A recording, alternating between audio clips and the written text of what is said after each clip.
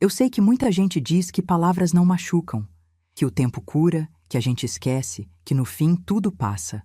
Mas essas pessoas nunca ouviram o próprio filho dizer, na frente da família inteira, que você não vale nada. Nunca sentiram o peso de uma frase que destrói em 5 segundos o que você levou uma vida inteira para construir dentro de si mesma. Me chamo Aparecida Novaes de Souza. Tenho 66 anos. E essa história começa num domingo de maio, numa mesa de almoço onde eu achava que ainda tinha um lugar. Eu tinha acordado cedo naquele dia, como fazia todo domingo, 6 da manhã, com o primeiro clarão de sol entrando pela fresta da cortina do meu quarto. Meu apartamento é pequeno, 2 quartos no centro de Jundiaí, mas eu gosto dele. Gosto do silêncio da manhã, do barulho do café passando no coador de pano, do cheiro que toma conta da cozinha e me lembra da minha mãe, Dona Zilda, uma mulher que nunca aprendeu a ler uma palavra sequer, mas que me ensinou a frase mais importante da minha vida. Minha filha, conhecimento é a única coisa que ninguém pode tirar de você. Eu levei essa frase comigo como quem leva uma oração dentro do bolso. E foi ela que me salvou em cada esquina que a vida tentou me derrubar. Mas naquela manhã de domingo, eu não estava pensando em nada disso. Eu estava pensando no almoço, no frango assado que ia temperar com alho, limão e ervas finas, do jeito que Ricardo gostava desde criança. Na farofa com bacon que eu fazia de olhos fechados, no arroz soltinho, no feijão bem temperado, na salada com tomate e cebola roxa que eu mesma ia cortar fininho. Eu sempre caprichava nos domingos.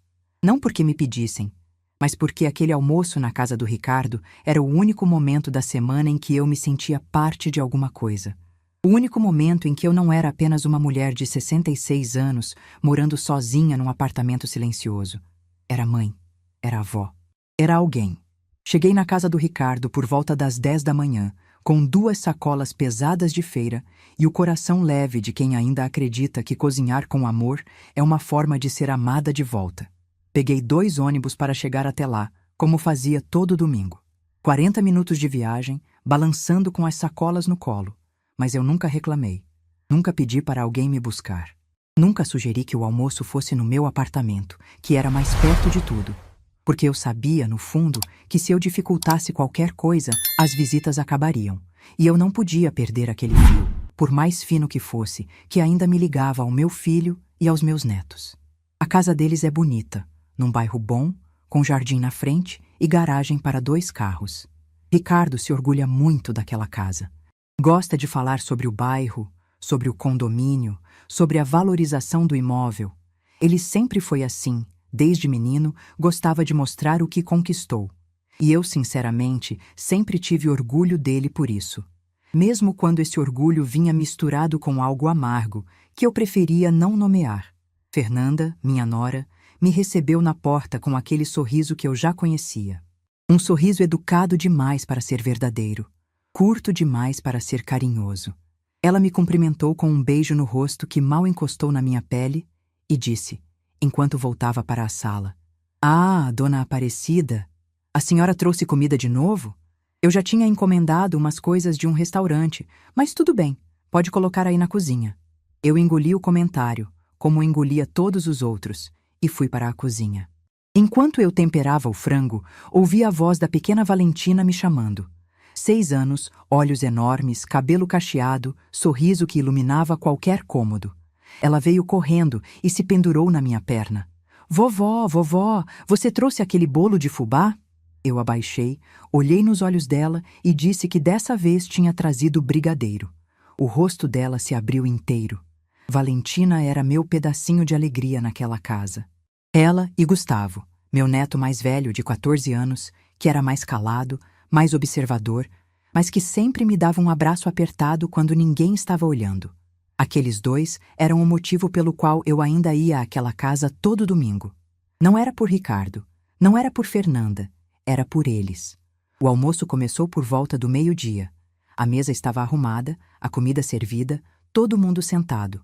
Ricardo na cabeceira, Fernanda ao lado dele, Gustavo e Valentina de um lado, eu do outro. Era sempre assim. Eu sempre ficava no lugar mais afastado, como se fosse uma convidada, e não a mãe do dono da casa. Mas eu já tinha me acostumado. Ou pelo menos achava que tinha. A conversa era a de sempre. Ricardo falando sobre o trabalho, sobre a empresa, sobre metas e reuniões e projeções.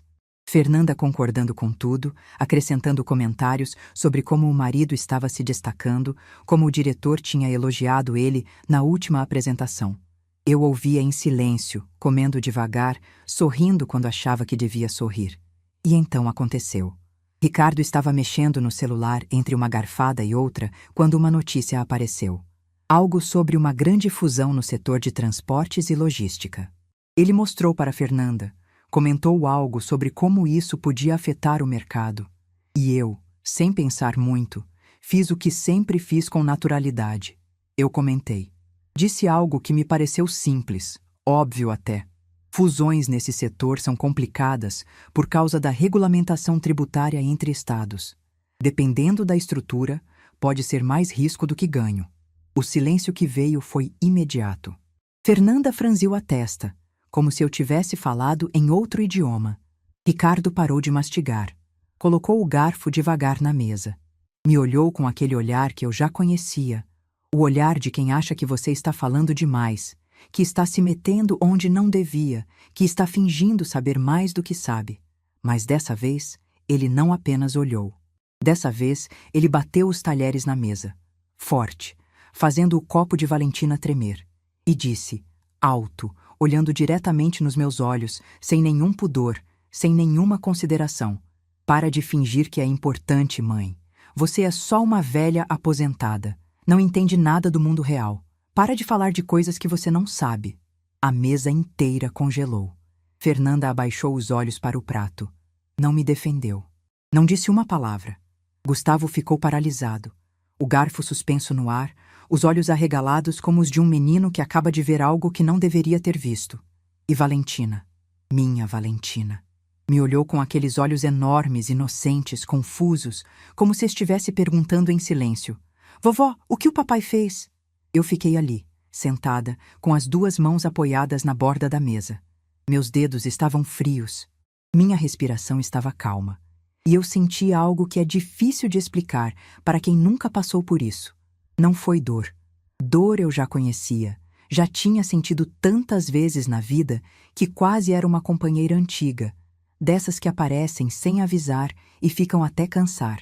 Não foi raiva, porque raiva é quente, e o que eu senti era frio. Era uma clareza gelada, nítida, absoluta. Como quando você está num quarto escuro há anos e alguém acende a luz de repente, e você vê tudo, cada detalhe, cada mancha na parede, cada rachadura no teto, e percebe que aquele quarto sempre foi assim, que você é que estava no escuro por escolha própria.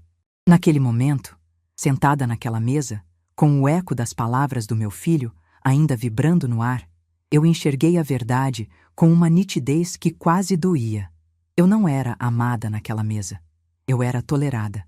E entre ser amada e ser tolerada, existe um abismo que nenhum frango assado, nenhuma farofa com bacon, nenhum domingo de dedicação consegue preencher. Eu olhei para o meu prato. Olhei para as mãos que tinham passado a manhã inteira cozinhando. Mãos que já carregaram peso, que já assinaram contratos, que já viraram a página de livros contábeis até de madrugada, que já seguraram a mão de um menino de 9 anos quando o pai dele sumiu do mapa. Essas mãos, e uma calma estranha tomou conta de mim. Peguei o guardanapo do meu colo.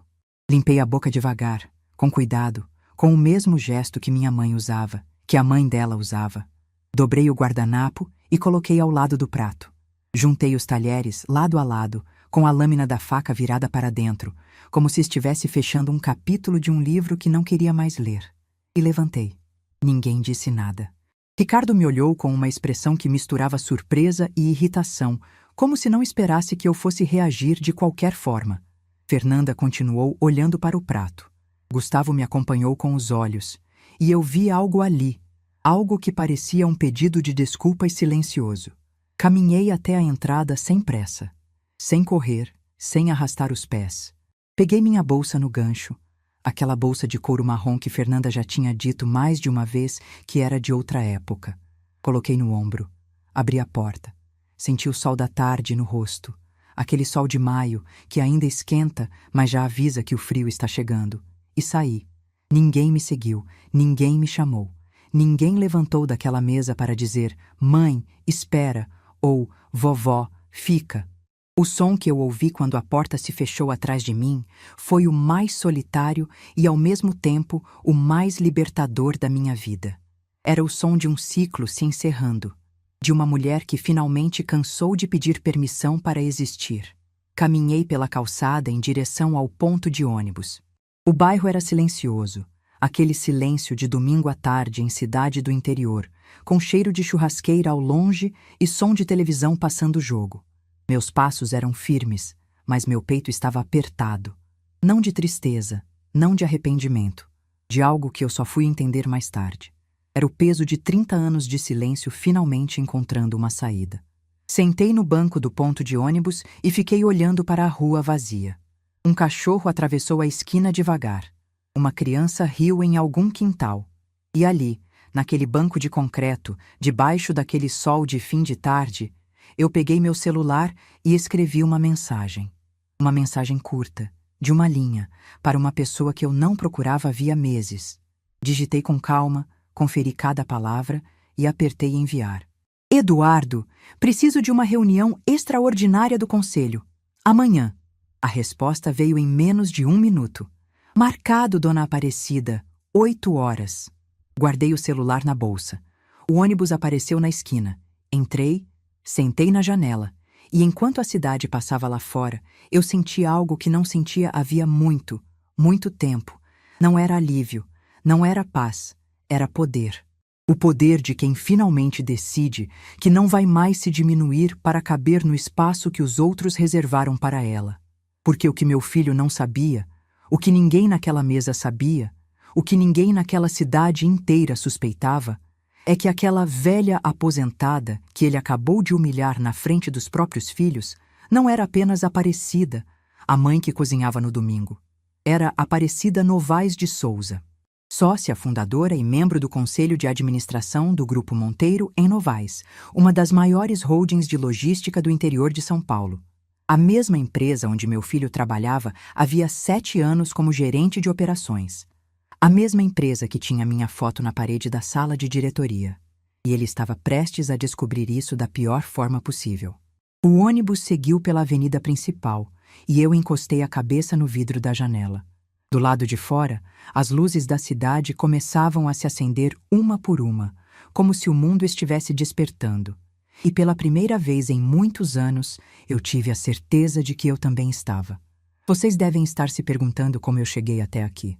Como uma mulher de 66 anos, que o próprio filho chama de velha aposentada, acabou sendo sócia fundadora de uma das maiores holdings de logística do interior de São Paulo. A verdade é que essa história não começa naquele almoço de domingo. Ela começa muito antes. Começa no dia em que eu aprendi que nesse mundo, mulher que não tem ninguém precisa se tornar o próprio alicerce. Eu tinha 36 anos quando Ademar foi embora. Ricardo tinha 9. Era uma terça-feira de março, daquelas tardes cinzentas que parecem carregar o peso do que está por vir. Eu estava na cozinha terminando de lavar a louça do almoço quando ouvi o barulho da mala sendo arrastada pelo corredor. Sequei as mãos no pano de prato e fui ver o que estava acontecendo.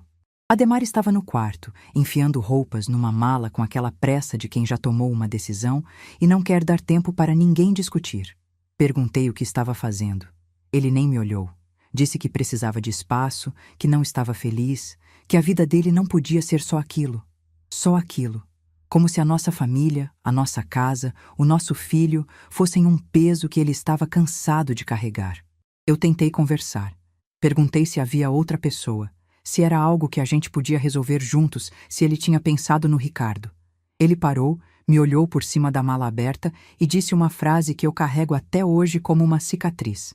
Aparecida, você é uma boa mulher, mas eu quero mais do que isso. Fechou a mala, passou pelo corredor, pegou a chave do carro e saiu pela porta. Ricardo estava no quarto dele, fazendo lição de casa, e nem ouviu. Eu fiquei parada na sala, com o pano de prato ainda na mão, ouvindo o motor do carro se afastar até virar silêncio. Nos dias seguintes, tentei ligar. Mandei recados por conhecidos. Ninguém sabia onde ele estava, ou pelo menos fingiam não saber.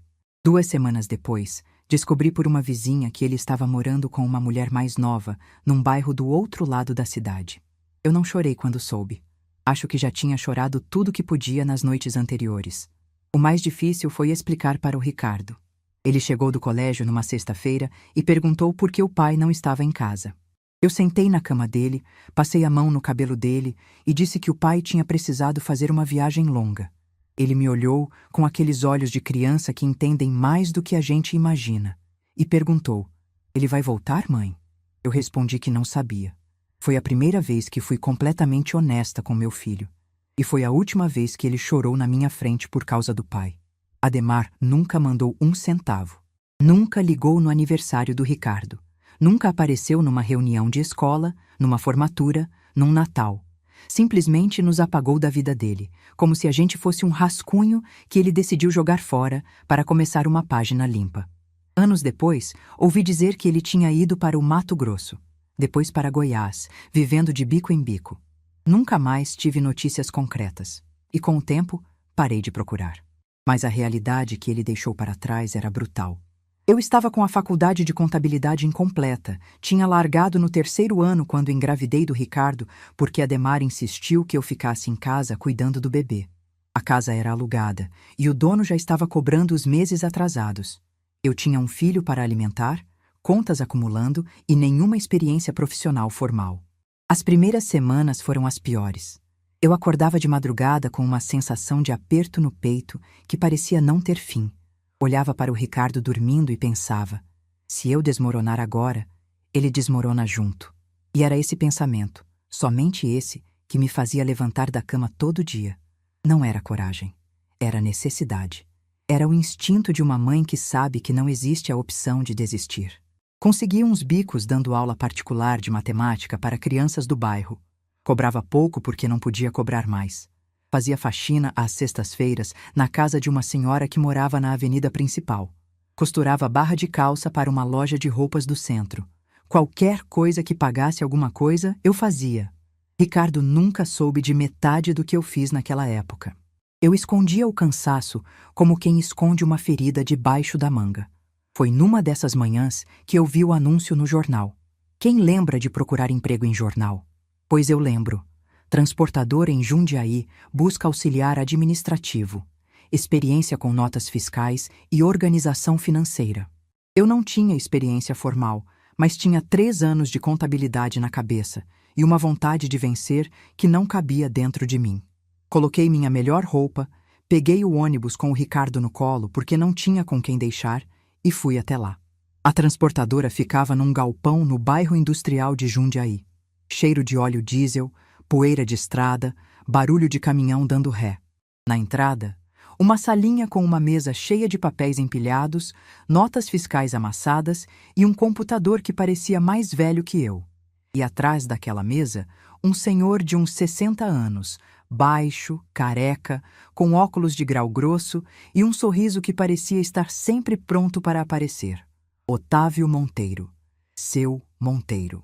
Ele olhou para mim, olhou para o Ricardo sentado no meu colo e perguntou se eu estava ali pela vaga. Eu disse que sim. Ele perguntou se eu tinha experiência. Eu disse que tinha 3 anos de contabilidade incompleta e uma vida inteira de organização doméstica. Ele riu. Não de deboche, mas daquele riso de quem reconhece sinceridade. Olhou de novo para o Ricardo, que estava quietinho no meu colo com um caderninho de desenho, e disse: "A senhora pode trazer o menino quando precisar. Aqui a gente se vira." E me contratou ali mesmo, naquela hora, com um aperto de mão que mudou minha vida para sempre. O salário era pouco. Mal dava para cobrir o aluguel e a feira. Mas eu não estava ali pelo salário, eu estava ali pela chance. E seu Monteiro, sem saber, me deu a chance que ninguém mais no mundo tinha me dado. Nos primeiros meses, eu só organizava papéis, notas fiscais, recibos, comprovantes de entrega. Mas minha cabeça não parava. Eu via os números passando pelas minhas mãos e começava a enxergar padrões. Rotas que custavam mais do que deviam. Fornecedores que cobravam acima do mercado. Clientes que atrasavam pagamento e ninguém cobrava. Eu anotava tudo num caderninho. O mesmo caderninho onde o Ricardo desenhava do outro lado das páginas. Um dia, criei coragem e mostrei minhas anotações para seu Monteiro. Ele colocou os óculos na ponta do nariz, leu tudo em silêncio e depois me olhou por cima dos óculos e disse: Dona Aparecida, a senhora sabe que me mostrou aqui uma economia de quase 20 mil reais por mês? Eu não sabia o valor exato. Só sabia que os números não estavam certos. Ele ficou me olhando por um tempo longo, daquele jeito que as pessoas olham quando estão reavaliando tudo o que pensavam sobre alguém. A partir daquele dia, tudo mudou. Seu Monteiro me chamou para as reuniões. Primeiro eu só ouvia. Depois ele pedia minha opinião. Depois ele não fechava mais nenhum contrato sem me consultar. Eu estudava à noite, depois que o Ricardo dormia. Comprei livros de contabilidade usados no sebo. Fiz cursos gratuitos na biblioteca municipal. Aprendi sozinha o que a faculdade não teve tempo de me ensinar. E cada coisa que eu aprendia, eu aplicava na transportadora no dia seguinte. Em 5 anos, a transportadora triplicou de tamanho. Seu Monteiro abriu uma segunda empresa, depois uma terceira. E eu estava em todas elas, nos bastidores, invisível para o mundo, mas essencial para cada decisão que era tomada. Quando ele me ofereceu sociedade, eu chorei. Não de alegria, embora tivesse alegria. Chorei porque alguém, pela primeira vez desde que minha mãe tinha partido, olhou para mim e disse: Você tem valor. Assinamos o contrato social num cartório do centro de Jundiaí, Grupo Monteiro, em Novais. Quando vi meu sobrenome ali, impresso naquele papel com carimbo e tudo, minhas mãos tremiam. Não de medo, de orgulho, de uma emoção que eu não consigo colocar em palavras nem hoje, tantos anos depois. Era como se Dona Zilda estivesse ali do meu lado, me dizendo baixinho: Viu, minha filha? Eu te disse que conhecimento ninguém tira.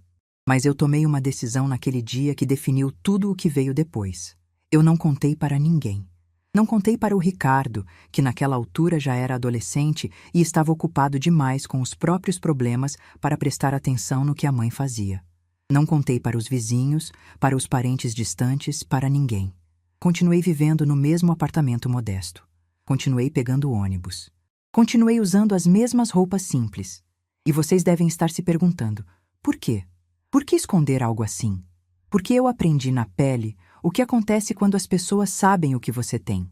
Quando Ademar foi embora, os poucos parentes que tínhamos sumiram junto. Quando eu estava sem dinheiro, ninguém apareceu para ajudar. Quando eu precisava de alguém para ficar com o Ricardo enquanto trabalhava, ninguém se ofereceu. Mas eu sabia, eu tinha certeza, que no momento em que soubessem que eu tinha dinheiro, voltariam, com sorrisos, com favores, com pedidos disfarçados de carinho. E eu me recusei a dar essa satisfação para qualquer um. Além disso, eu queria proteger o Ricardo. Queria que ele conquistasse as coisas por mérito, não por ser filho da dona. Queria que ele aprendesse a batalhar, a suar, a valorizar cada centavo que ganhasse. E funcionou. Ricardo se formou em administração, conseguiu emprego por conta própria, e quando uma vaga abriu no Grupo Monteiro, em Novais, ele se candidatou sem saber que o sobrenome da mãe estava na fachada. Ele foi contratado, passou pelas etapas normais, começou de baixo. Eu acompanhei de longe, pelo conselho, cada passo que ele dava, cada promoção, cada avaliação de desempenho, cada elogio que recebia, e eu sentia orgulho, um orgulho enorme, silencioso, que eu guardava para mim como guardava tudo o mais. O que eu não esperava era que, à medida que ele subisse na empresa, ele descesse dentro de casa.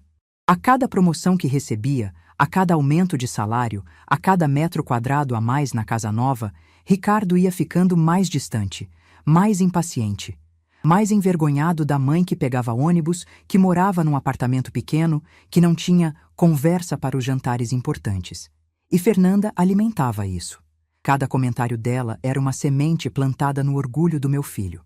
Sua mãe não tem o que vestir para esse evento. Sua mãe não entende esse assunto. Sua mãe está ficando lenta. E Ricardo, em vez de me defender, concordava. Ou pior, ficava em silêncio. E esse silêncio, deixa eu dizer uma coisa para vocês, o silêncio de quem deveria te proteger machuca mais do que qualquer grito. Eu aguentei. Aguentei por anos. Aguentei porque achava que era o preço de ter meu filho por perto. Porque já tinham me abandonado uma vez, o Ademar, e eu sabia como doía ficar sozinha. Então escolhi me diminuir. Escolhi ser menos para não perder o pouco que ainda tinha. Até aquele domingo. Até aquela frase. Até aquele momento em que meu filho olhou nos meus olhos e me chamou de insignificante. Ele não sabia, mas naquela frase ele não me quebrou. Ele me libertou. Porque a mulher que saiu daquela casa naquele domingo não era mais a mãe que aceitava qualquer coisa para não ficar sozinha. Era a mulher que tinha construído um império em silêncio e que finalmente tinha um motivo para deixar o silêncio falar. Eu preciso que vocês entendam uma coisa antes de eu continuar. Quando eu digo que me tornei invisível, não estou falando de uma coisa que aconteceu de uma hora para outra. Não é como apagar uma luz. É como o sol se pondo. Vai escurecendo devagar, tão devagar que você nem percebe que já anoiteceu. E quando se dá conta, está no escuro há tanto tempo que já esqueceu como era a claridade. Ricardo trabalhou em 3 empresas diferentes antes de chegar ao Grupo Monteiro em Novais. Passou por uma distribuidora em Campinas, uma importadora em Sorocaba e uma empresa de alimentos em São Paulo. Em cada uma, ficou 2, 3 anos. Aprendeu, cresceu, fez contatos. Quando surgiu a vaga no grupo, há 7 anos, ele se candidatou atraído pela reputação da empresa no mercado. Nunca passou pela cabeça dele que aquele Novais, no nome da holding, tinha qualquer relação com a mãe que pegava ônibus. Para ele, Novais era só um sobrenome comum, como Santos ou Oliveira. Eu acompanhei a contratação dele pelo conselho. Quando o nome apareceu na lista de aprovados para a vaga de analista de logística, meu coração disparou, mas não disse uma palavra. Seu Monteiro, que nessa altura já estava se afastando da operação por causa da saúde e deixando o comando para o filho Eduardo, sabia do parentesco. Ele era o único. Olhou para mim naquela reunião, com aquele olhar por cima dos óculos que eu conhecia tão bem, e perguntou baixinho: "Tem certeza de Aparecida?" Eu respondi: "Ele entra pelo mérito dele ou não entra?" Seu Monteiro assentiu com a cabeça e nunca mais tocou no assunto. Ricardo entrou, fez seu trabalho, subiu de cargo, de analista para coordenador, de coordenador para gerente. Eu assistia de longe pelos relatórios que chegavam ao conselho e sentia orgulho. Mas em casa, nas visitas de domingo, nas ligações que ficavam cada vez mais raras e mais curtas, eu via meu filho se transformar em alguém que eu mal reconhecia. O primeiro sinal claro veio na confraternização de fim de ano da empresa, há 4 anos. O Grupo Monteiro em Novais sempre fez festas de confraternização generosas. Alugava um espaço bonito, contratava buffet, banda ao vivo, tudo caprichado. Funcionários podiam levar cônjuge e família. Eu nunca tinha ido a uma. Nos anos anteriores, eu mesma preferia não ir, para não arriscar que alguém do conselho me reconhecesse e criasse uma situação constrangedora para o Ricardo. Mas naquele ano, Valentina tinha acabado de nascer. Eu queria ir, queria celebrar com a família, queria me sentir parte daquilo tudo, nem que fosse por uma noite. Liguei para o Ricardo numa quarta-feira à noite e perguntei, tentando soar casual, se eu podia ir junto com eles na confraternização. O silêncio do outro lado da linha durou 3 segundos. 3 segundos que disseram mais do que qualquer resposta.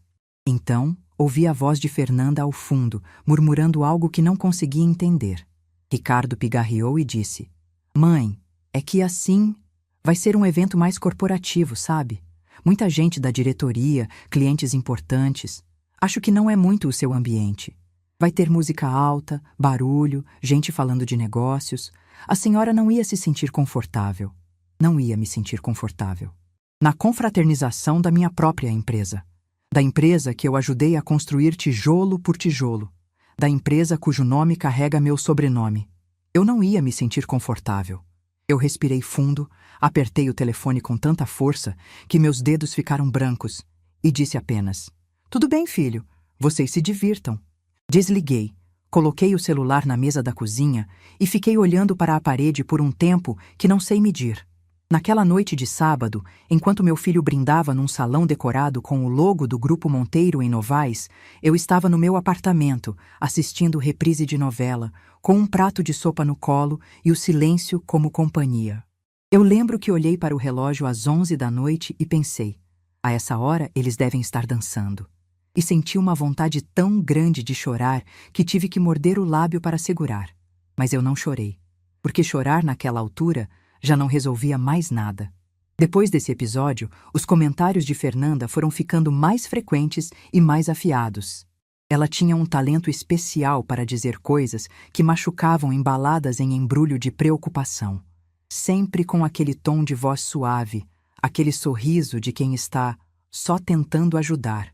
Num almoço de domingo, ela olhou para mim e disse na frente de todo mundo: Dona Aparecida, a senhora não acha que está ficando meio lenta?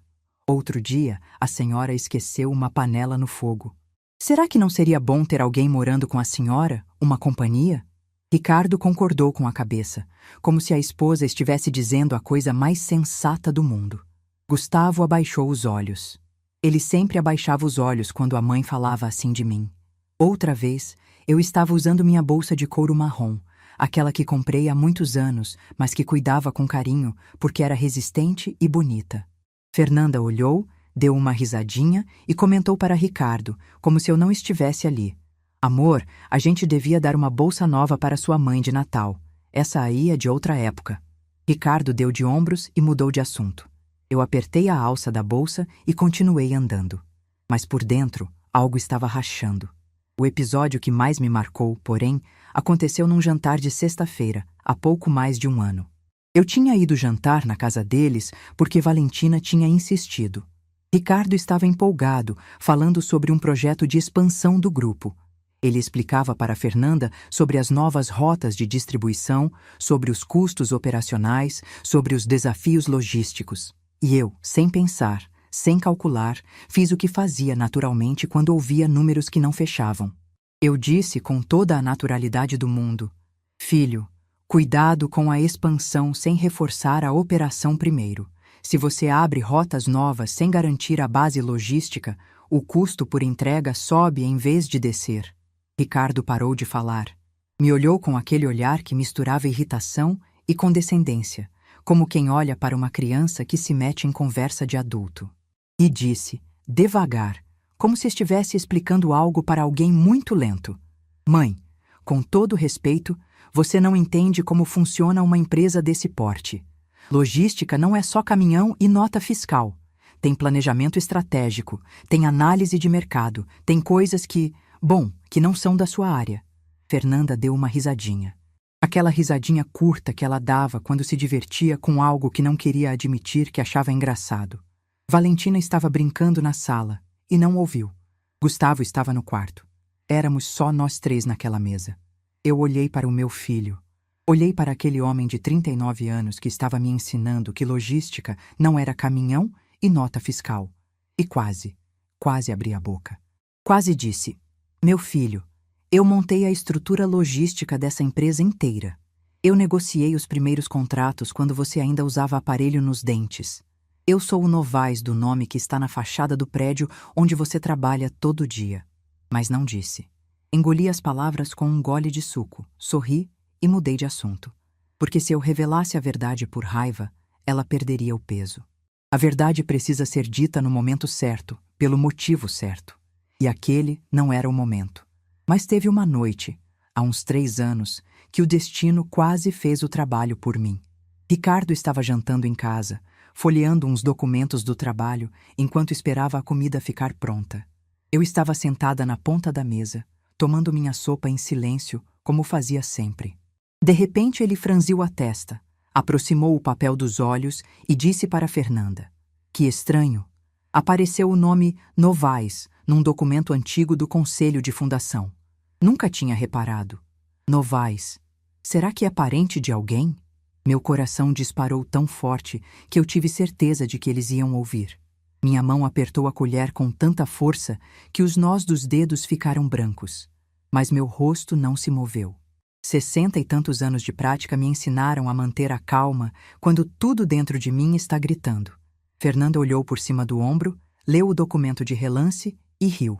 Uma gargalhada rápida, descartável, cruel, e disse: Amor, imagina, Novaes é o sobrenome mais comum do Brasil. Imagina se fosse sua mãe no conselho de uma empresa desse tamanho. E os dois riram. Riram juntos, na minha frente, a menos de 1 metro de distância de mim. Eu terminei minha sopa. Levantei, lavei meu prato na pia, sequei as mãos no pano de prato e disse boa noite. Fui para o quarto de hóspedes onde eu ficava quando jantava tarde demais para voltar sozinha e fechei a porta. Sentei na cama, no escuro, e fiquei ali por um tempo que não sei calcular. Eu não chorei de tristeza naquela noite. Chorei de solidão. Da solidão de estar cercada de pessoas que não fazem a menor ideia de quem você é e que não se importam o suficiente para descobrir. Vocês sabem qual é a pior forma de desrespeito?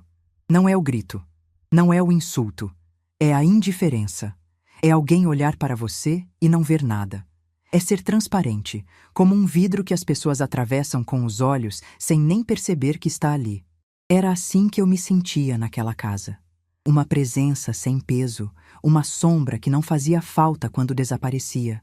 E foram esses momentos, todas essas noites, todas essas risadas, todos esses olhares de condescendência, que construíram a mulher que levantou daquela mesa de almoço naquele domingo de maio. Cada desrespeito foi uma camada. Cada silêncio que eu engoli foi um tijolo. E quando Ricardo bateu os talheres naquela mesa e me chamou de velha aposentada, ele não sabia que estava falando com uma parede inteira de dor acumulada, e que aquela parede finalmente tinha rachado. Na segunda-feira de manhã, acordei às 5 horas, tomei banho, vesti uma roupa que guardava no fundo do armário, um conjunto discreto mas bem cortado, de quando eu ia às reuniões do conselho. Olhei no espelho e vi uma mulher que eu quase não reconhecia, não por causa da roupa, mas por causa dos olhos. Tinha algo diferente neles, uma determinação que eu não via ali havia anos. Peguei minha bolsa, a de couro marrom, porque era a minha bolsa, e eu não ia trocar por causa da opinião de ninguém. Saí do apartamento, chamei um táxi e dei o endereço que eu conhecia melhor do que qualquer outro naquela cidade, a sede do Grupo Monteiro em Novaes, minha empresa. O lugar que eu ajudei a construir quando não era nada além de um galpão com cheiro de diesel e uma pilha de notas fiscais amassadas. Quando o táxi parou na frente do prédio, eu olhei para a fachada. O logo enorme, as letras douradas, o nome que eu tinha visto nascer, Monteiro a Novaes. Respirei fundo. Meu coração batia forte, mas minhas mãos estavam firmes. Eu não estava ali por raiva. Não estava ali para dar uma lição em ninguém. Eu estava ali porque, depois de 30 anos construindo aquele lugar em silêncio, era hora de tomar a decisão mais importante da minha vida. Entrei pela porta principal. O porteiro me reconheceu e abriu o caminho com um aceno respeitoso. Atravessei o saguão, passei pela recepção e caminhei pelo corredor que levava à sala do conselho. O mesmo corredor onde, 3 andares abaixo, meu filho sentava na mesa dele sem fazer ideia de que a mãe dele estava no topo daquele edifício. Eduardo já estava me esperando. Quando entrei na sala, ele se levantou, veio ao meu encontro e me abraçou, daquele jeito firme e carinhoso que o pai dele tinha. Olhou nos meus olhos e disse: "Dona Aparecida, o que houve? A senhora nunca pede reunião de emergência." Eu sentei na minha cadeira, a mesma cadeira que eu ocupava há 2 décadas. Olhei para a parede onde minha foto estava pendurada ao lado da de seu Monteiro e dos outros membros do conselho, e disse com uma voz que saiu mais firme do que eu esperava: "Eduardo, eu preciso te contar uma coisa, e depois nós precisamos tomar uma decisão." O que aconteceu naquela sala mudou tudo. E o que aconteceu depois, quando meu filho foi chamado àquela mesma sala, naquela mesma tarde, mudou a vida dele para sempre. E foi assim que tudo começou a mudar. A sala do conselho do Grupo Monteiro em Novaes fica no 4º andar do prédio principal. É uma sala ampla, com uma mesa de madeira escura no centro, cadeiras de couro, janelas grandes que dão para a avenida. Numa das paredes, uma fileira de fotos emolduradas. Seu Monteiro no centro, com aquele sorriso discreto de quem construiu algo do zero. Ao lado dele, os rostos dos outros fundadores e conselheiros. E entre eles, uma mulher de cabelos grisalhos, olhar sereno, sorriso contido. Eu, Aparecida Novaes de Souza. A foto foi tirada há 15 anos, numa cerimônia de comemoração dos 10 anos da holding. Eu estava de blazer escuro, com um broche pequeno que tinha sido da minha mãe. Naquela foto, eu parecia o que eu era, uma mulher que tinha construído algo grandioso. Mas ali fora, no mundo, eu continuava sendo o que todos achavam que eu era. Ninguém. Eduardo me ouviu em silêncio naquela manhã de segunda-feira. Contei tudo. Não sobre a empresa, porque ele já sabia da minha história ali dentro. Contei sobre o almoço de domingo, sobre as palavras do Ricardo, sobre o guardanapo, a bolsa, a porta que se fechou. Contei sobre os anos de comentários de Fernanda, sobre as exclusões, sobre a confraternização para a qual eu não fui convidada na minha própria empresa.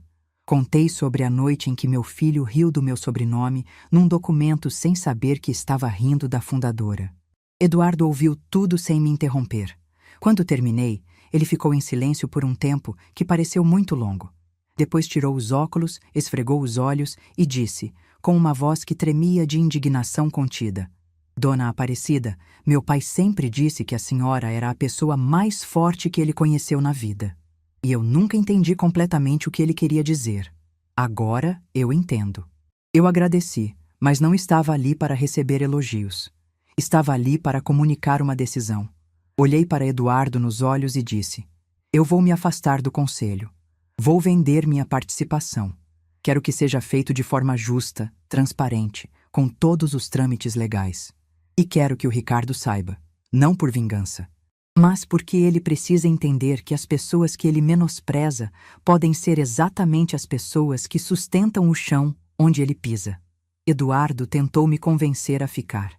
Disse que a empresa precisava de mim, que meu nome era parte da história daquele grupo, que seu Monteiro não ia querer isso. Eu respondi que seu Monteiro, onde quer que estivesse, ia entender, porque ele me conhecia. Sabia que quando eu tomava uma decisão, era definitiva. Eduardo respirou fundo, assentiu com a cabeça e disse: então vamos fazer isso direito. Passamos a manhã inteira organizando. Chamamos o advogado da empresa, o contador, o diretor financeiro. Eu expliquei minha posição, apresentei minha proposta de venda das cotas, discutimos prazos e valores. Tudo profissional, tudo documentado, tudo dentro da lei. Minha participação no grupo era de 28%, um número que, traduzido em dinheiro, faria qualquer pessoa repensar cada palavra que já disse para mim. No final da manhã, quando todos já tinham saído da sala, Eduardo me olhou e perguntou: a senhora quer estar presente quando eu falar com ele? Eu pensei por um momento. Uma parte de mim queria. Queria ver o rosto do meu filho quando descobrisse. Queria olhar nos olhos dele e dizer, sem palavras, tudo o que havia engolido durante anos. Mas outra parte de mim, a parte que Dona Zilda criou, sabia que a verdadeira força não está na confrontação. Está na dignidade de não precisar provar nada para ninguém. Eu disse: não, Eduardo, você fala com ele. Eu já disse tudo o que precisava dizer quando levantei daquela mesa ontem. Saí da sala do conselho por volta do meio-dia. Desci pelo elevador, atravessei o saguão, passei pela porta de vidro e senti o sol do meio-dia no rosto. E pela primeira vez em 30 anos, eu saí daquele prédio sem carregar o peso do segredo. Ele não era mais meu para guardar. O que aconteceu depois, eu soube por Eduardo, que me ligou naquela mesma noite. E cada detalhe que ele me contou ficou gravado na minha memória como se eu tivesse estado ali. Era 3:30 da tarde, quando a secretária de Eduardo ligou para o ramal do Ricardo. Disse que o CEO precisava falar com ele, assunto urgente na sala do conselho. Ricardo estranhou. Em 7 anos de empresa, ele nunca tinha sido chamado àquela sala. Gerentes não subiam ao 4º andar. Aquele andar era território da diretoria, do conselho, de gente que ele só conhecia de nome em e-mails corporativos. Ele ajeitou a gravata, pegou um caderno por instinto e subiu pelo elevador. Eduardo me contou que quando as portas se abriram no 4º andar, Ricardo hesitou antes de sair. Olhou para os 2 lados do corredor, como quem não sabe exatamente para onde ir. A secretária o guiou até a porta da sala de reuniões. Ricardo entrou e viu Eduardo sentado na cabeceira da mesa. Cumprimentou o chefe com aquela formalidade nervosa de quem não sabe o que esperar. Eduardo pediu para ele sentar, ofereceu água. Ricardo aceitou. E Eduardo notou que a mão dele tremia levemente quando pegou o copo. Eduardo começou falando sobre a empresa. Sobre a história do grupo, sobre o legado do pai dele, sobre as pessoas que construíram aquela holding, quando ela não era nada além de um galpão com 3 caminhões. Ricardo ouvia atento, sem entender aonde aquilo ia chegar. Então, Eduardo disse algo que mudou a expressão do meu filho por completo. Ricardo, uma das nossas conselheiras fundadoras está se desligando do grupo. É alguém que está conosco desde o início. Alguém que tem 28% de participação societária. Alguém sem quem essa empresa simplesmente não existiria. Ricardo franziu a testa. 28%. Ele sabia o que isso significava. Sabia o tamanho desse número.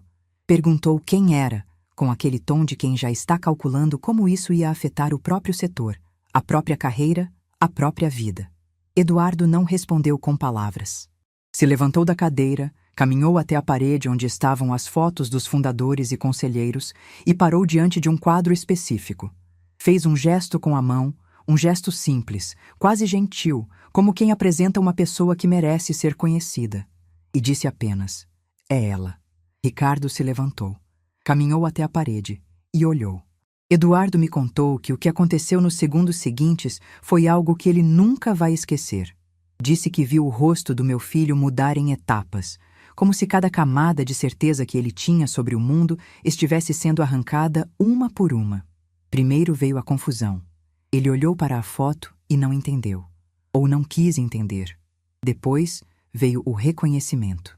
Os olhos dele se arregalaram, a boca abriu levemente, a cor sumiu do rosto. E por último, veio algo que Eduardo descreveu como o momento mais desconfortável que ele já presenciou numa sala profissional: o entendimento. Ricardo ficou parado diante da minha foto por quase 1 minuto inteiro sem dizer nada. 1 minuto de silêncio absoluto, desses que parecem durar uma vida. Eduardo disse que podia ouvir a respiração dele ficando mais pesada, mais rápida. As mãos dele estavam tremendo visivelmente. E então ele disse, quase num sussurro, como se estivesse falando consigo mesmo: "Não é possível. Não é possível." Eduardo confirmou. Disse que sim, Aparecida Novaes de Souza, sócia fundadora, membro do conselho de administração, era minha mãe, a mãe dele. A mesma mulher que ele tinha chamado de velha aposentada, na frente dos próprios filhos no dia anterior. Ricardo se sentou, não na cadeira, mas na borda da mesa, como se as pernas não aguentassem mais o peso do próprio corpo. Ficou olhando para o chão, para as próprias mãos, para a parede, para qualquer lugar que não fosse os olhos de Eduardo. E então começou a fazer perguntas. Perguntas que saíam atropeladas, uma em cima da outra, como se o cérebro dele estivesse tentando reconstruir 30 anos de história em 5 minutos. Desde quando? Desde o início. Ela nunca falou nada? Nunca. Todo mundo sabia? Só seu Monteiro e eu. Por que ela nunca me contou? Isso, Eduardo disse, era uma pergunta que só eu podia responder. Eduardo contou que nesse momento, Ricardo cobriu o rosto com as 2 mãos e ficou assim por um tempo. Não chorou, pelo menos não de forma visível. Mas quando tirou as mãos, seus olhos estavam vermelhos e suas feições tinham mudado. Era como olhar para um homem que acabou de acordar de um sonho e descobriu que o mundo real é completamente diferente do que ele imaginava. Ricardo perguntou se eu estava ali, no prédio. Eduardo disse que não, que eu já tinha ido embora. Meu filho perguntou se podia ir embora também. Eduardo disse que sim, que tomasse o tempo que precisasse. Ricardo se levantou, caminhou até a porta e, antes de sair, parou. Virou para trás e olhou mais uma vez para a minha foto na parede. Eduardo disse que ele ficou ali parado por uns 10 segundos, olhando para aquela imagem como quem olha para alguém que está vendo pela primeira vez, e então saiu sem dizer mais nenhuma palavra. Naquela noite, Ricardo apareceu no meu apartamento. Eu já esperava. Já sabia que ele viria. Quando abri a porta, vi um homem que eu não reconhecia. Não o Ricardo arrogante do almoço de domingo. Não o gerente que achava que sabia tudo sobre logística. Era um homem perdido, com os olhos vermelhos, a gravata frouxa, o cabelo despenteado como se tivesse passado as mãos nele dezenas de vezes durante a tarde. Ele entrou e ficou parado no meio da sala, sem saber o que fazer com as próprias mãos. Eu fechei a porta, fui até a cozinha e coloquei água para esquentar. Peguei 2 xícaras, coloquei o pó de café no coador de pano e comecei a preparar o café em silêncio. O mesmo ritual de sempre. O mesmo café que eu fazia desde que ele era menino. Ricardo ficou me olhando preparar o café como se estivesse me vendo fazer aquilo pela primeira vez. E talvez estivesse. Talvez fosse a primeira vez que ele realmente me via. Não a mãe que cozinhava no domingo. Não a velha que pegava ônibus. Mas a mulher. A pessoa. A Aparecida inteira, com tudo que eu era e tudo que eu tinha construído. Quando serviu o café, ele segurou a xícara com as 2 mãos, como fazia quando era criança, e eu dava leite quente para ele nas noites frias. E finalmente falou. A voz saiu rouca, quebrada, como se cada palavra custasse um esforço enorme. Mãe, por que você nunca me contou? Eu sentei na cadeira da cozinha, tomei um gole do meu café e olhei para o meu filho. Olhei com calma, sem raiva, sem mágoa, sem triunfo. Olhei com a serenidade de quem esperou 30 anos por aquele momento e não ia desperdiçá-lo com pressa. E respondi, porque você nunca perguntou, filho. Em 30 anos, você nunca perguntou quem eu era além de sua mãe. Nunca quis saber o que eu fazia, o que eu pensava, o que eu sonhava. Você decidiu quem eu era sem nunca ter se dado ao trabalho de me conhecer de verdade. O silêncio que veio depois daquelas palavras encheu o apartamento inteiro. Ricardo colocou a xícara na mesa, abaixou a cabeça e, pela primeira vez desde que era um menino de 9 anos perguntando se o pai ia voltar, eu vi meu filho chorar. Mas eu não fui até ele. Não abracei, não consolei, não disse que estava tudo bem. Porque não estava. Não estava tudo bem havia muito tempo. E fingir que estava, naquele momento, seria trair tudo que eu tinha enfrentado para chegar ali. Fiquei sentada na minha cadeira, tomando meu café, ouvindo meu filho chorar na minha cozinha, e enquanto o som dele preenchia o silêncio do meu apartamento, eu olhei pela janela e vi as luzes da cidade se acendendo, uma por uma, como faziam toda noite. E pensei em Dona Zilda. Pensei no que ela diria se me visse ali, e tive certeza de que ela diria apenas: "Está vendo, minha filha? Você não precisava gritar. Bastava ser quem você é." Ricardo ficou na minha cozinha naquela noite por quase 1 hora. Eu não contei os minutos, mas senti cada um deles. Depois que chorou, ele ficou em silêncio por um bom tempo, com as mãos ao redor da xícara de café que já tinha esfriado. Eu também não falei. Deixei o silêncio fazer o trabalho dele, porque certas verdades precisam de espaço para caber dentro de uma pessoa. Em algum momento, ele levantou a cabeça, me olhou e disse com uma voz que parecia vir de muito longe: "Mãe, eu trabalhei 7 anos naquela empresa. 7 anos passando pela fachada todo dia, lendo aquele nome, Monteiro e Novaes, sem nunca ligar os pontos." Ele fez uma pausa longa, como se estivesse ouvindo suas próprias palavras pela primeira vez. "Eu sou burro, mãe. Eu sou burro." Eu respondi que ele não era burro, que ele simplesmente nunca tinha olhado para mim com a intenção de me enxergar, e que isso, infelizmente, não era só culpa dele.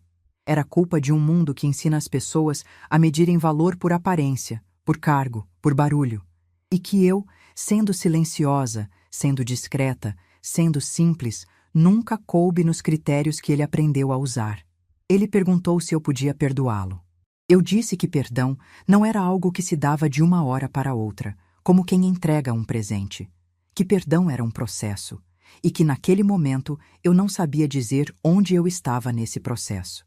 Mas disse também que eu o amava, que nunca tinha deixado de amá-lo, nem por um segundo, que o amor de mãe é assim, teimoso, insistente, às vezes até inconveniente, mas que amor sem respeito é um vaso sem água. 1 hora, a flor seca. Ricardo assentiu com a cabeça, colocou a xícara na pia, como eu sempre ensinei, e caminhou até a porta. Antes de sair, ele parou, virou e disse: "Eu vou consertar isso, mãe." Eu respondi apenas: "Não conserte por mim, filho. Conserte por você." Ele saiu. A porta fechou. E eu fiquei sentada na cozinha, com o cheiro do café ainda no ar, olhando para as 2 xícaras sobre a mesa. Uma cheia, uma vazia. E pensei que talvez fosse assim mesmo. Às vezes a gente precisa esvaziar para poder encher de novo. As semanas que se seguiram foram silenciosas, mas cheias de movimento. A venda da minha participação no Grupo Monteiro em Novais foi concluída em pouco mais de 2 meses. Eduardo cuidou de tudo com a delicadeza que o pai dele teria.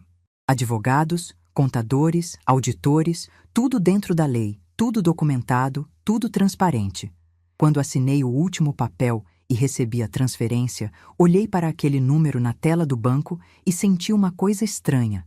Não era alegria, não era triunfo, era encerramento. Como fechar a última página de um livro que você escreveu durante décadas. O dinheiro era muito mais do que eu precisaria para viver confortavelmente pelo resto dos meus dias. Mas eu não queria conforto. Eu queria propósito. E eu sabia exatamente qual era. Liguei para Eduardo e pedi que ele me indicasse um advogado especializado em fundações educacionais. Em 3 semanas, com a ajuda de profissionais sérios, criei a Fundação Dona Zilda, em homenagem à minha mãe. A mulher que nunca leu uma página sequer, mas que plantou dentro de mim a semente que deu fruto a tudo. A fundação tem um objetivo simples: oferecer bolsas de estudo e apoio para mulheres acima de 30 anos que querem retomar os estudos. Mulheres que largaram a faculdade para cuidar dos filhos. Mulheres que nunca tiveram chance de terminar o ensino médio. Mulheres que, como eu um dia fui, acordam de madrugada com o peito apertado, sem saber como vão pagar as contas do mês seguinte. No dia da inauguração, eu coloquei uma foto da minha mãe na parede da sede. Uma foto antiga, em preto e branco, de quando ela era jovem. Uma mulher de olhos firmes, mãos calejadas, sorriso discreto. Embaixo da foto, mandei gravar uma placa com as palavras dela: conhecimento é a única coisa que ninguém pode tirar de você. Quando vi aquela frase na parede, chorei. Chorei de um jeito que eu não chorava havia anos. Porque finalmente, depois de tanto tempo, a voz da minha mãe tinha encontrado um lugar onde podia ser ouvida para sempre. Seu Monteiro soube da fundação. Eduardo contou para ele. Mesmo afastado da empresa, vivendo tranquilo na casa dele em Jundiaí por questões de saúde, ele fez questão de me ligar. A voz dele estava mais fraca, mais lenta, mas o sorriso eu conseguia ouvir pelo telefone. Ele disse: Aparecida, a senhora é a melhor coisa que já aconteceu naquela empresa, e agora vai ser a melhor coisa que vai acontecer na vida de muita gente. Eu agradeci e disse que nada daquilo teria existido se ele não tivesse me dado uma chance naquele galpão 30 anos atrás. Ele riu e respondeu: Eu não dei chance nenhuma. Eu tive sorte de encontrar a senhora. Desliguei com o coração cheio. As consequências para Ricardo na empresa vieram de forma natural, sem que eu movesse um dedo. Quando a notícia da minha saída se espalhou internamente, as pessoas começaram a conectar os pontos. O sobrenome Novais, o gerente de operações com o mesmo sobrenome. Os funcionários mais antigos, aqueles que se lembravam de mim visitando a empresa nos primeiros anos, confirmaram. E, de repente, todos sabiam. Ninguém disse nada diretamente para o Ricardo, pelo menos é o que Eduardo me contou. Mas o olhar das pessoas mudou. Nos corredores, nas reuniões, no refeitório. As pessoas o tratavam com educação, mas havia algo diferente no ar. Uma distância que não existia antes. Um desconforto silencioso que ele sentia, mas não conseguia nomear. Eduardo disse que Ricardo passou a chegar mais cedo e sair mais tarde, como se estivesse tentando provar alguma coisa. Mas provar para quem, ele mesmo não sabia. Fernanda nunca mais me procurou. Nem uma ligação, nem uma mensagem, nem uma visita. Ricardo me contou, semanas depois, que ela teve dificuldade para lidar com a situação, que se sentia envergonhada, que não sabia como me encarar. Eu entendi. Quando você passa anos diminuindo alguém e descobre que essa pessoa sempre foi maior que você, a vergonha é inevitável. Não senti satisfação com isso, nem mágoa.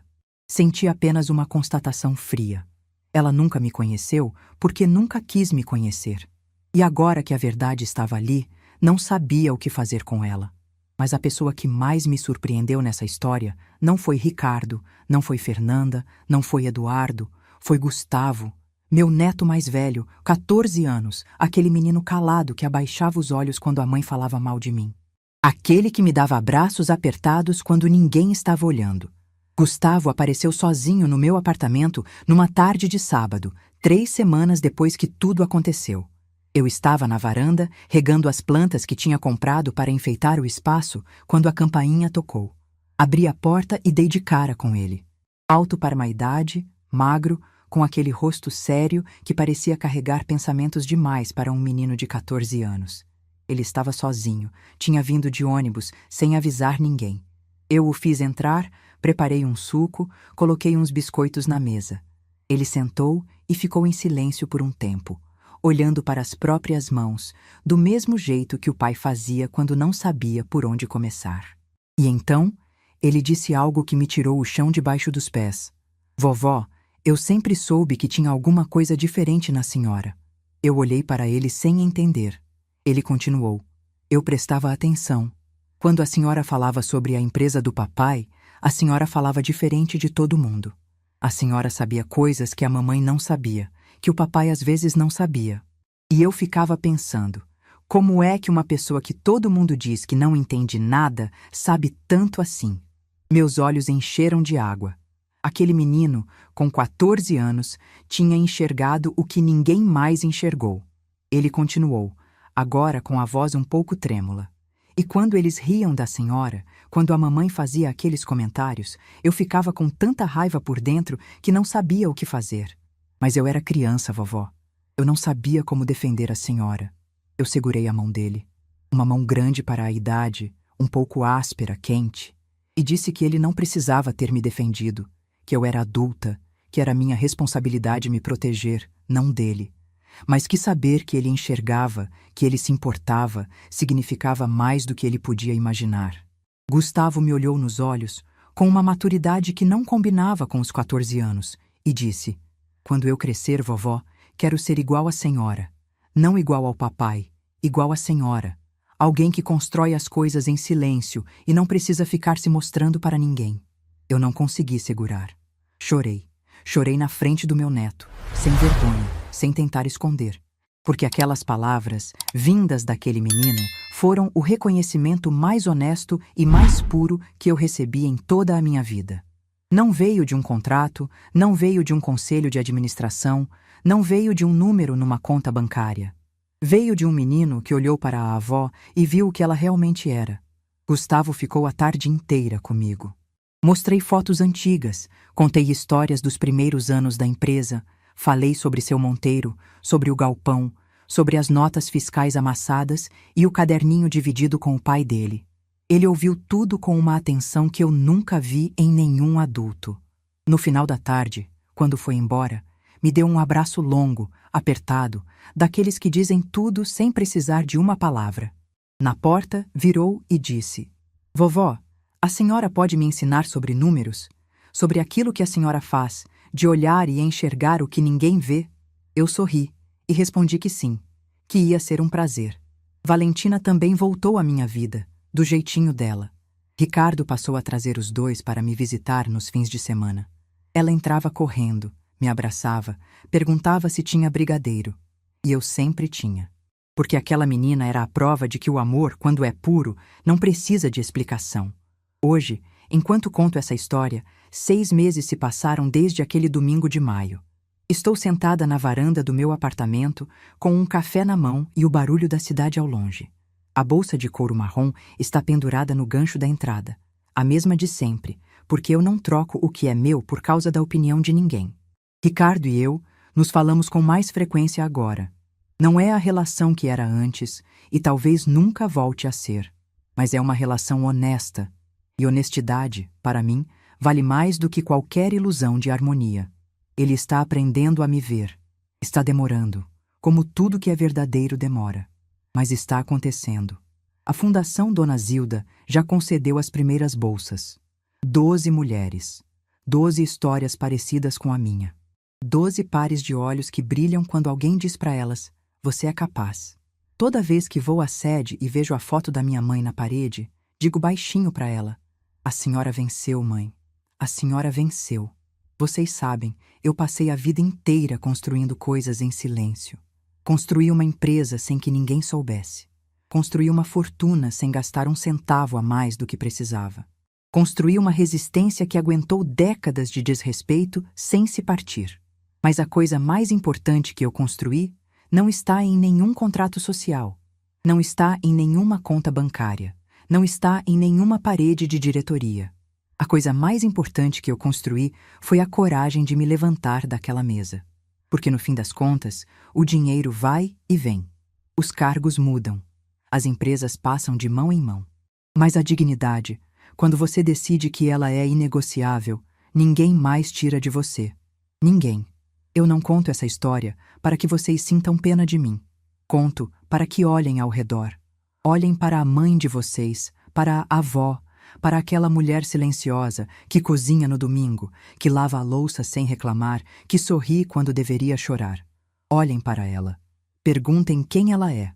Não quem ela é para vocês, mas quem ela é para ela mesma, porque eu garanto, ela tem uma história que vocês nem imaginam. E talvez ela esteja esperando há anos que alguém simplesmente pergunte. Minha mãe dizia que conhecimento é a única coisa que ninguém pode tirar de você. Eu acrescento, dignidade também. E silêncio, quando escolhido com sabedoria, é a voz mais alta que existe. Me chamo Aparecida Novaes de Souza. Tenho 66 anos, e essa foi a minha história. Se essa história tocou seu coração, deixe seu like, se inscreva no canal e comente aqui embaixo. No meu lugar, o que você faria? Sua mensagem pode iluminar o dia de alguém.